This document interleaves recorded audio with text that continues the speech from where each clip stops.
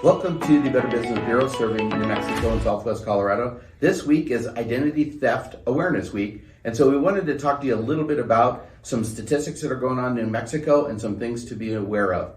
Joining me is Spencer Hill, the Director of Business Development, and I'm the CEO, the President here of the Better Business Bureau. But what are some of the things that people should be thinking about? Thank you for that introduction, Dave. Really appreciate it. Like you said, it is Identity Theft Awareness Week this week.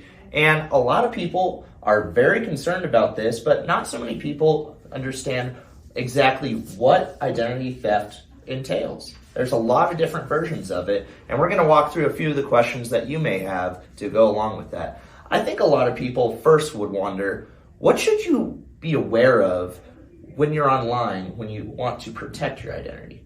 Well, great question. Never give out your information to a person or a company that you don't know first. You can never be too cautious when protecting your personal information.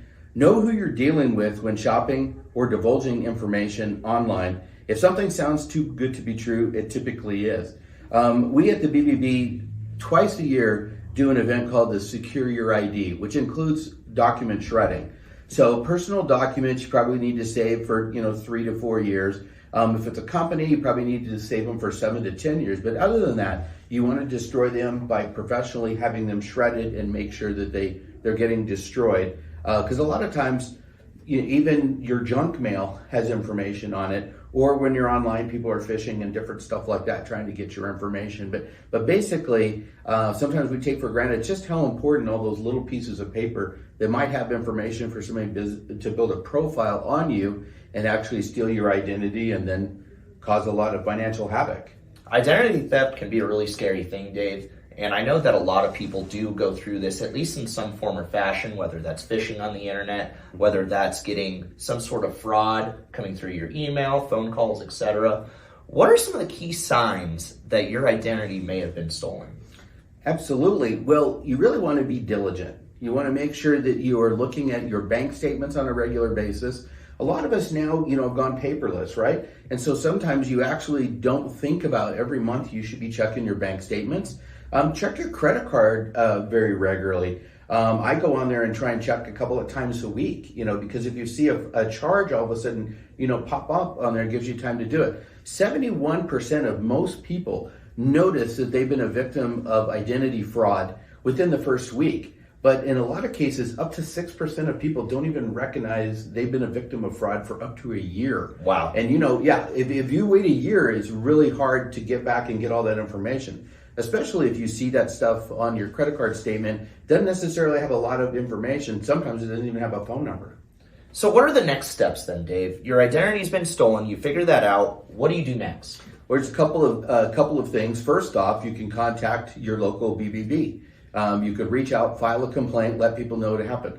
Number 2, file a police report. Then you actually have a document trail that somebody can come back to. 3, if it's significant enough, of course, you could reach out to the Attorney General's office and you could relay that information, because chances are you're not the only one.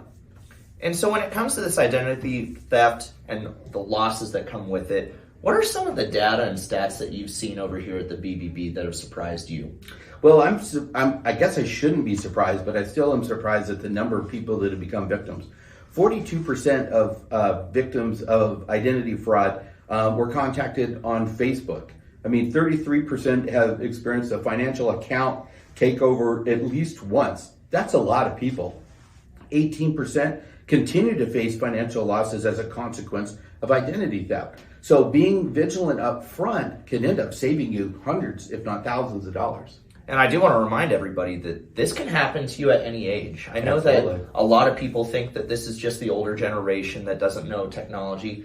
There is just as many younger people from the data that's been driven that have been affected by identity theft as there has been older folks. Absolutely. Over the years, of course, they used to try and, get credit cards easily into kids' hands, so they get into, financial troubles right off the bat. But these are the top 5 things that, that people worry about when they think about identity theft. Is number 1, financial account takeover. And we're not talking about just the financial losses, but think of the disruption in your life. All of a sudden you have to cancel all your credit cards, you have to cancel your checks, you have to order new checks is pretty significant. That is even number one over number two, a home break-in. People are more worried about their account getting hacked than they are about a break-in. Tax identity theft at this time of year is something to be aware of. They're even more worried about that than viruses or malware on their computer. Medical identity theft is also on the rise, so we need to be aware of that. A very big deal and a very scary situation for a lot of those that are involved in that. Just to wrap things up today, Dave, where can you find some more information and who can people go to?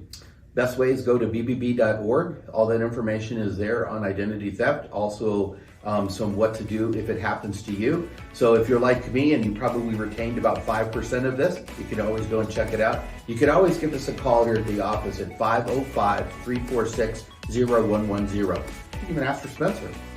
Perfect. Thank you so much for joining us today. This has been the Better Business Bureau.